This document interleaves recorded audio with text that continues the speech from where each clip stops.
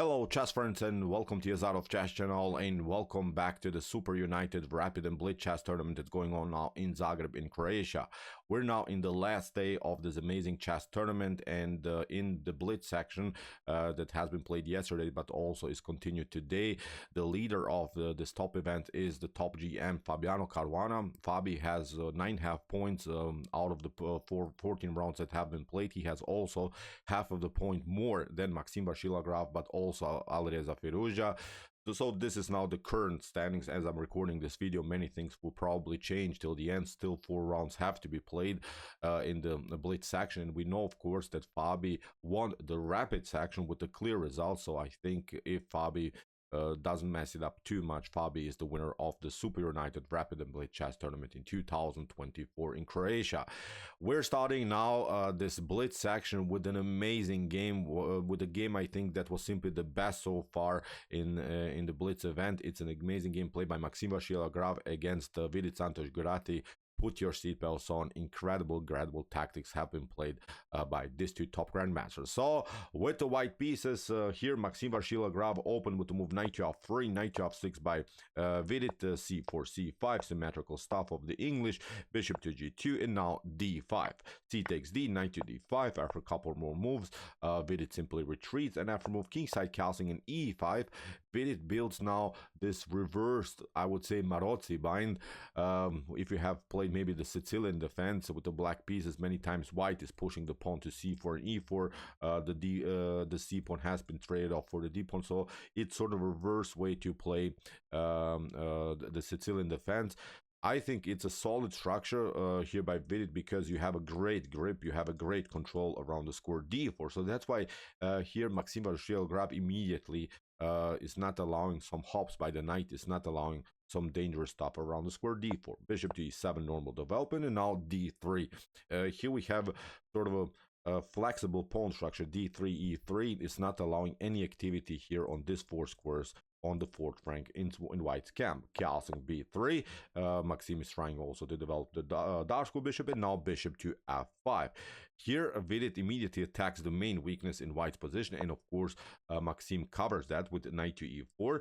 If you take here bishop to e4, then after d takes e4, maybe even after a couple of trades of queens, I think this is not good for black, because black would then have really huge positional problems around the square d5. So white would have, I think, would have to somehow bring this knight to the square d5 with the support of the bishop. Strategically, white should be much better, and there's not a good way to protect the square because you have already pushed your c pawn, you have already pushed your e pawn, so there's no pawn that could protect anymore the d5 square. So trading off is not an option here for Vidit Santosh Gujrathi. Queen to d7, Vidit goes for the trades of bishops, maybe with bishop to h3, bishop to b2, f6, protecting now the pawn on e5, and now after move rook to c1, b6, of course also protection of this pawn on the c5, and now the real fun starts. Here, Maxime challenges now the bishop on f5, and Vidit has now basically 2 good options. He can play bishop to e6, which is, I think, pretty solid. Nothing dramatic is going on. Also, bishop to h3 is perfectly fine. But what Vidit did, he played now to move bishop to g4. And here, Maxime Vachier-Lagrave spotted an amazing, incredible tactic. We have to consider that this is Blitz chess. Almost impossible to see what here Maxime Vachier-Lagrave saw. He played now the amazing knight takes c5. This is the way to go, because what Maxime noticed is now this tension on the c file. Many pieces are lined up, of course, on the c file. If you trade off the queens, then of course white simply gain the pawn. Bishop to d1, then knight takes d7. So that's why bishop to c5 here played by Vidit Santosh Gujrathi, but now Maxime plays bishop takes c6. He's trying now to deflect the queen from the defense of the bishop. If you play something like this, then queen to g4, white gain the pawn, has access to the f5 square. Dangerous stuff could happen here. d4 is an option, of course, because the queen is lined up on the c file. Game over, I would even dare to say, here for black. So that's why for bishop to c6, the only way here for Vidit is to play bishop takes d1. Maxime takes, of course, here bishop to e2, played by Vidit. He's trying to at least get his pawn back on d3, but now another brilliant follow-up by Maxime Vachier-Lagrave. b4. This is the way to go. Let's see now the options again for black. If Vidit would have played here this one, this is not working because after b takes c5, okay, you can pick up now this pawn, but as I mentioned, the c file attack is too dangerous here for black. Maybe you step back with your knight. Now we attack the knight again. Knight to d6, you're attacking this one. Look at this. Black is forced to play only defensive moves. Now we attack this one. Look at this. We take out this one, and this one will be promoted. You have to give back the exchange. This one is a little bit weak, so too many options again here for white. So that's why for b4, the only move here for Vidit is to play rook to d8. At least some counter play against this bishop on d7. Maxime retreats. We have bishop takes f1, king to f1, bishop retreats to d6, and now knight to f5. And okay, let's stop now and evaluate the position. White is down the exchange, has now this extra pawn on the d file, but has really here a beautiful piece activity. And I think this was an amazing, a magnificent really exchange sacrifice here by Maxime Vachier-Lagrave, because he keeps also here the piece activity. And if you put now this position into engine, the engine says here white is much better. So incredible stuff by Maxime to see such a brilliant tactical sequence in fast time forwards. Really spectacular game by Maxime. So after knight to f5, knight to e8, the only moves, look at this. Vidit has to defend now this bishop. You cannot retreat, of course. Here somewhere there's simply no good square. You cannot, of course, also take because the knight is then messed up here on c7. So that's why knight to e8, we have a3, and as I mentioned here, white is much better. Look at this beautiful piece activity by Maxime Vachier-Lagrave. G6. Vidit doesn't want to tolerate this bishop, this knight on f5. Of course, we have in between check. Knight takes d6. Knight takes d6, and you see now Maxime is continuing now with the beautiful bishop pair that's crossing all over the board, especially also against the king on h8. Rook to c6, continue the attacking flow. King to e2, good improvement of the king, and now simply pushing the pawn on the queen side. f4 by Maxime, again a good move, but now after move e4, Maxime almost messed up the perfect game. Here you have to pass through d4, and you would create yourself here a good strategic element in the endgame. It's of course the supported pass pawn. With the support of the bishop, this pawn is rolling. The rook is very active. The knight, it doesn't have good squares. It doesn't have any progressive ideas. So I think this was the way to go here for Maxime, but he rushed it a little bit. He played now d takes e4. Huge mistake by Maxime. Messed up, as I said, almost the perfect game that he played so far. Of course, Vidit takes out. Now knight to e4, rook to c2. You see now Maxime is on the defensive side because he has to also control his second rank. But now, again, Vidit makes a mistake, knight to d6. This is not good because you're retreating with your knight. That was the most powerful piece, that was the centralized piece that was very active on the fourth rank. A better choice was just maybe to play h5, but the most important part here to say is that the knight should stay here because it keeps, of course, also the rook always stuck on the second rank, because you cannot move it because of rook to d2 and maybe some rook to h2 stuff. So that's why for rook to c2, knight to d6, huge mistake by Vidit. We have g4, and now you see the knight on e4 is also controlling the f6 square, because here Maxime is trying, of course, to push through with the move g5 and put more pressure against the weak king here on g7.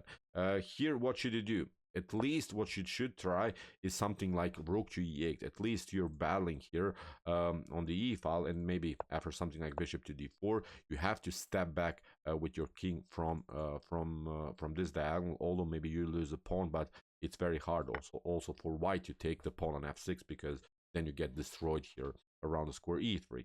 So again, rook to e8 must move here for Vidit, but he played h6, rushed it to a little bit too much, and now h4.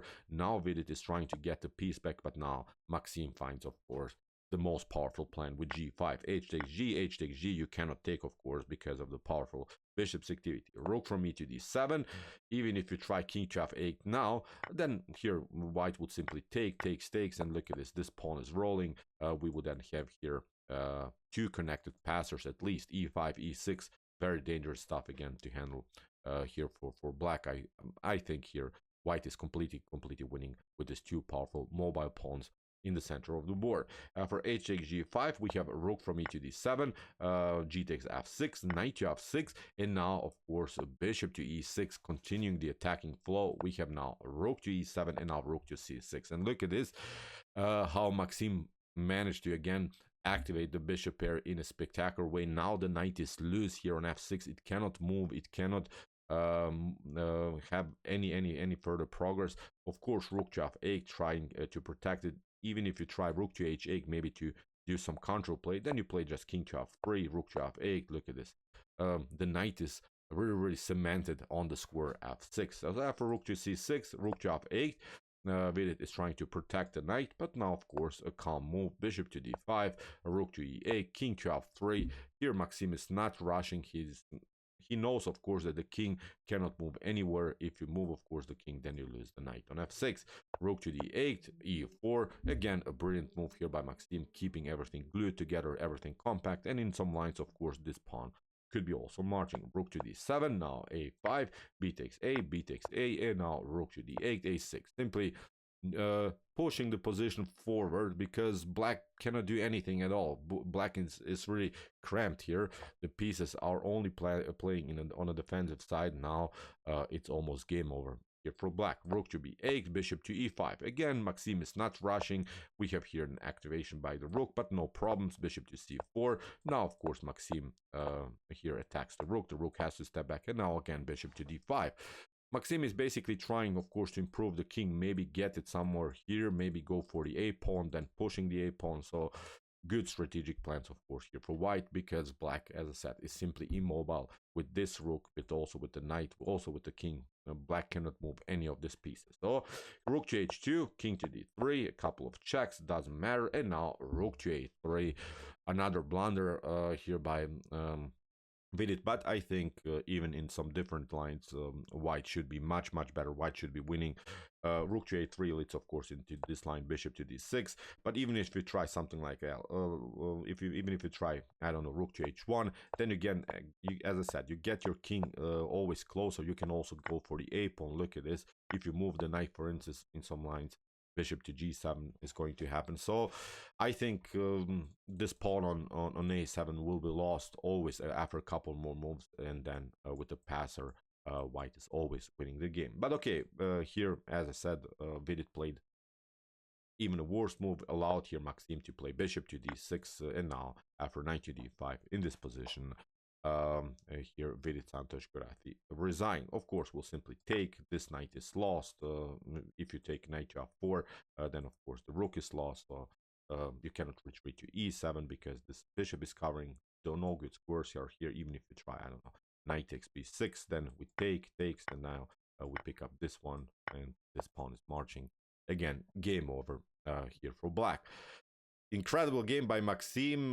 Maxime played really awesome chess in this blitz section. Is now half of a point behind Fabiano Caruana. So as I said, this are just the current standings as I'm recording this video. Probably already things have changed, but Maxime has great chances to do something in the blitz section. But I think the complete winner of the SuperUnited Rapid and Blitz Chess Tournament in 2024 will be, of course, Fabiano Caruana. Fabiano played awesome rapid chess, but also here blitz chess. He's the leader. Incredible performance so far by Fabiano Caruana. Okay, I hope that you enjoyed this game. I really enjoyed it a lot. The interesting stuff really in this English opening. Really great, spectacular tactical sequence performed here by Maxime Vachier-Lagrave. If you want to see some other games that we have analyzed so far in this event, check out our Come to Chess games here. And if you like this content, hit the subscribe button. See you soon with some more videos. And what do we say in the end? Chess is the best, of course.